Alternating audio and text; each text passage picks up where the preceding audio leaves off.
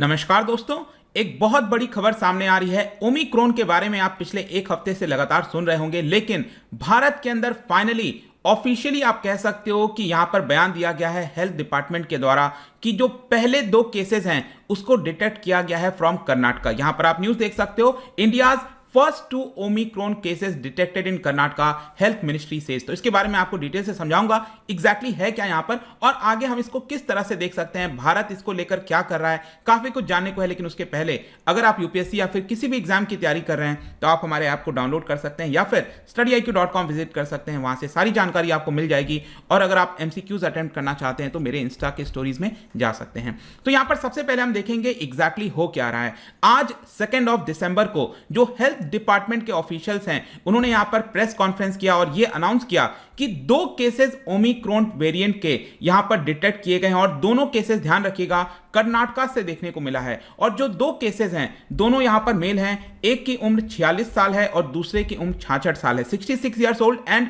46 years old. और यहां पर यह बताया जा रहा है कि जितने भी उनके प्राइमरी और सेकेंडरी कॉन्टैक्ट है, कहने का मतलब है कि जो पर्सन को यहां पर डिटेक्ट हुआ है उसने डायरेक्टली किसके साथ संपर्क किया, और सेकेंडरी कॉन्टैक्ट का मतलब यह है कि वो जो पर्सन है उसने और कितने लोगों के साथ संपर्क में आया। उन सभी लोगों की यहां पर ट्रेसिंग चल रही है, उनकी टेस्टिंग की जा रही है ताकि इसको किसी ना किसी प्रकार से रोकने की कोशिश की जाए। जहां तक कई लोग प्रश्न पूछ सकते हैं कि ये जो 2 केसेस सामने आए हैं वो कितना सीवियर हैं, तो यहां पर हेल्थ डिपार्टमेंट के द्वारा बताया गया है कि अभी के लिए जो दोनों पेशेंट हैं उनके अंदर जो सिम्टम्स मिला है वो बहुत ही माइल्ड है, मतलब कम है, लेकिन डेफिनेटली ये ओमिक्रॉन वेरिएंट है, ये कंफर्म कर दिया गया है। अब क्वेश्चन एक और चीज आएगा आपके मन में कि यहां पर इसको आइडेंटिफाई कैसे किया गया, मतलब किस तरह से आइडेंटिफाई हुआ। देखो यहां पर जब हम बात करते हैं ना कि RT-PCR टेस्ट के बारे में, तो RT-PCR जो टेस्ट होता है वो बेसिकली आपको यह बताएगा कि आपको कोरोना है कि नहीं है, आप पॉजिटिव हो कि नेगेटिव हो, यह आपको बताएगा। उससे आपको यह नहीं पता चलता है कि वो कौन सा वेरिएंट है। तो अब यहां पर क्या होता है कि उस पर्टिकुलर पर्सन का, मतलब कि कुछ सैंपल्स कलेक्ट किए जाते हैं और उसको जीनोम सीक्वेंसिंग के लिए भेजा जाता है। जैसे कि आपको पता होगा ये वाला जो वेरिएंट है ओमिक्रॉन, उसमें बताया जा रहा है कि जो इसका स्पाइक प्रोटीन है, ये जो स्पाइक आप देख रहे हो, यहां पर 20 म्यूटेशंस और देखने को मिलेंगे इन कंपैरिजन टू जो डेल्टा वेरिएंट इस समय पूरे विश्व में ज्यादातर फैला हुआ है। तो इन सारी चीजों को पता लगाने के लिए आपको क्या करना पड़ता है, आपको उसको लैबोरेटरीज में भेजना पड़ता है, उसकी प्रॉपर सीक्वेंसिंग की जाती है, तब जाकर हमें पता चलता है। इनफैक्ट ये 2 केसेस भी जो डिटेक्ट किए गए हैं उसको लैबोरेटरीज में भेजा गया था। आपको याद होगा पिछले साल सरकार ने यहां पर एक कंसोर्टियम ऑफ लैबोरेटरीज बनाया था, 37 लैबोरेटरीज का, इंसाकॉग कंसोर्टियम ऑफ लैबोरेटरीज इसको कहा जाता है, जिसमें सिर्फ कोविड के जो सैंपल्स हैं वो लगातार भेजे जाते हैं। और ज्यादातर साइंटिस्ट का यही कहना है कि जितना ज्यादा यहां पर हम जीनोम सीक्वेंसिंग कर पाएंगे उतना तेजी से हमें पता चलेगा उसके बारे में और हम उसके ऊपर कदम ले सकते हैं। अब यहां पर जैसा कि आप देख रहे हो कि पता चल गया है देश के अंदर कि 2 केसेस सामने आए हैं, तो जो जितने भी स्टेप्स हैं अब यहां पर लिए जाएंगे।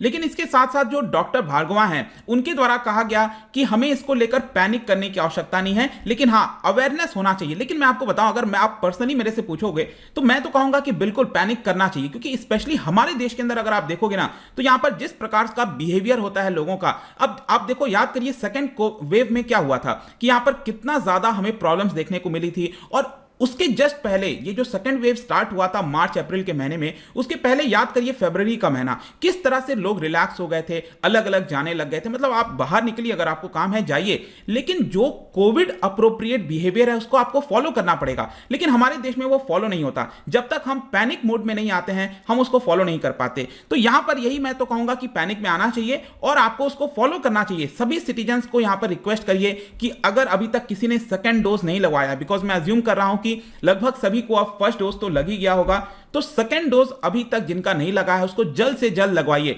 सेकंड डोज लगवाने से मैं ये नहीं कह रहा हूं कि आपको ये कोविड नहीं होगा, हो सकता है कोविड हो जाए, मुझे हो जाए, लेकिन उसका जो प्रभाव होगा कोविड का वो काफी कम होगा अगर कंपैरिजन टू जिसने वैक्सीन नहीं लगवाई है। तो इसलिए जरूरी होता है कोविड वैक्सीन लगवाना। जहां तक प्रश्न है, अभी जस्ट मैंने वीडियो भी बनाया था कि क्या इससे तीसरा वेव आ सकता है, देखिए बहुत ही प्रीमेच्योर है। अभी ओमिक्रॉन के बारे में काफी कुछ पता लगाना बाकी है कि क्या इससे कितनी फर्टिलिटी रेट कितनी होती है, मृत्यु दर कितना होता है, ये करीब आप कह सकते हो 10-15 दिन के बाद हमें यहां पर पता चल पाएगा। लेकिन जैसा मैं आपको कह रहा था कि भारत के अंदर जिस तरह से केयरलेसनेस दिखाया जाता है, क्योंकि देखिए ओमिक्रॉन लगभग सभी को पता था, कई सारे साइंटिस्ट आप देख सकते हो ऑलरेडी कह चुके थे कि वो लगभग भारत में आ चुका है। अब ये बात अलग है उसको हमने डिटेक्ट किया है नहीं किया है, हो सकता है ओमिक्रॉन पिछले 10 दिन से भारत में हो लेकिन अभी तक डिटेक्ट नहीं हुआ था, अब जाकर फाइनली डिटेक्ट हुआ है तब हम इसको ऑफिशियली कह रहे हैं। तो आप सोच के देखिए भारत के अंदर जिस तरह से केयरलेसनेस होता है तो इतना तेजी से ये फैल सकता है मार्केट के अंदर जगह जगह पर।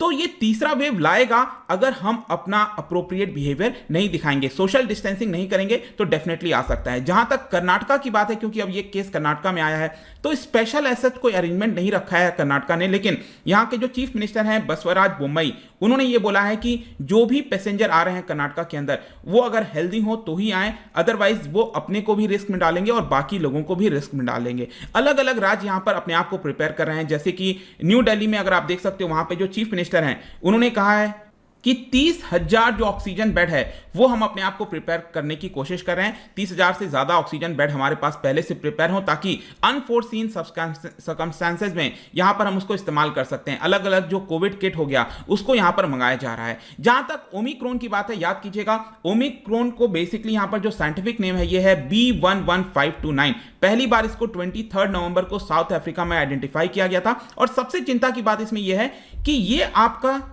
इम्यूनिटी को इवेट कर देता है। एक तो नेचुरल इम्यूनिटी होती है आपके बॉडी की और दूसरा जो वैक्सीन लगवा रहे हैं उससे जो एंटीबॉडी क्रिएट हो रही है, तो वो जो इम्यूनिटी क्रिएट होती है उसको ये काफी ज्यादा इवेट कर दे रहा है। इससे काफी ज्यादा चिंता हो गई थी पूरे विश्व भर में और इसीलिए आप देखिए वर्ल्ड हेल्थ ऑर्गेनाइजेशन ने 3 दिन के अंदर इसको वेरिएंट ऑफ कंसर्न डिक्लेयर कर दिया था और बहुत सारी जो सरकारें हैं विश्व भर में उन्होंने अपने बॉर्डर को सील कर दिया। कमर्शियल फ्लाइट का जो रिजम्पशन था उसको अभी के लिए रोक दिया है और जो टेस्टिंग और ट्रेसिंग मैकेनिज्म है उसको स्ट्रॉन्ग करने की कोशिश की जा रही है। जहां तक सवाल है भारत का कि भारत इसको लेकर क्या कर रहा है, देखिए भारत ने क्या किया है कि कुछ कंट्रीज को आइडेंटिफाई किया है जिनको बोला जा रहा है एट रिस्क कंट्रीज, जैसे कि एट रिस्क कंट्रीज में UK, south Africa, Brazil, Botswana, China, Mauritius, ये कुछ आपको देश देखने को मिलेंगे। तो यहां से जितने भी पैसेंजर्स आ रहे हैं उनकी प्रॉपर तरीके से जांच की जा रही है, टेस्ट किया जा रहा है और उनमें से कोई भी कोविड पॉजिटिव पाया गया है तो उनको प्रॉपर जो मैनेजमेंट प्रोटोकॉल है वो फॉलो करना पड़ेगा। मतलब ये जो इंस्टीट्यूशनल क्वारंटाइन वगैरह है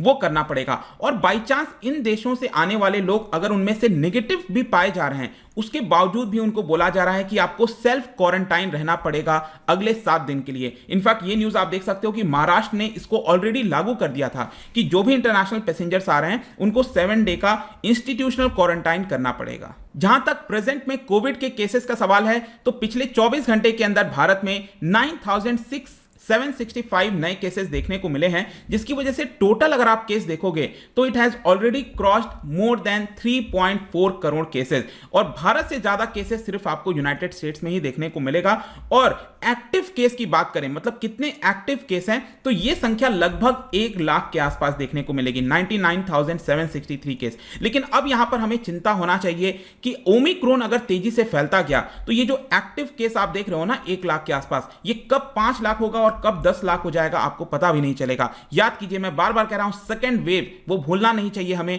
जिस प्रकार से देश उस समय से गुजरा था, सड़कों पर लोग थे, ऑक्सीजन सिलेंडर के लिए ढूंढ रहे थे, प्लीज उसको रिपीट मत होने चाहिए और ये बहुत ही क्रिटिकल सिचुएशन है, हमें ओमिक्रॉन से यहां पर बचना होगा। जाने से पहले एक इंटरेस्टिंग क्वेश्चन आपके लिए, क्या बता सकते हो ये जो 4 वायरसेस के नाम मैंने लिखे हैं इनमें से कौन सा ह्यूमन कैंसर के साथ एसोसिएटेड नहीं है, ये आपको बताना है। इसका राइट आंसर आपको पता ही है, मेरे इंस्टाग्राम पर तो मिलेगा ही, वहां पर अगर आप नहीं हो कोई बात नहीं, टेलीग्राम से भी ले सकते हैं इसका सही उत्तर। मैं कई सारे एमसीक्यूज यहां पर डालता रहता हूं स्टोरीज के फॉर्म में, आप जाकर प्ले कर सकते हो। बाकी अगर आपको पीडीएफ चाहिए तो टेलीग्राम पर आइए, अलग अलग सोशल मीडिया पर भी आप जुड़ सकते हैं। साथ ही साथ यूपीएससी या फिर किसी भी एग्जाम की तैयारी कर रहे हैं तो आप हमारे ऐप को डाउनलोड कर लीजिए। आई होप कि वीडियो आपको पसंद आया होगा। मिलता हूं आपसे next time, till then thank you very much, see you soon.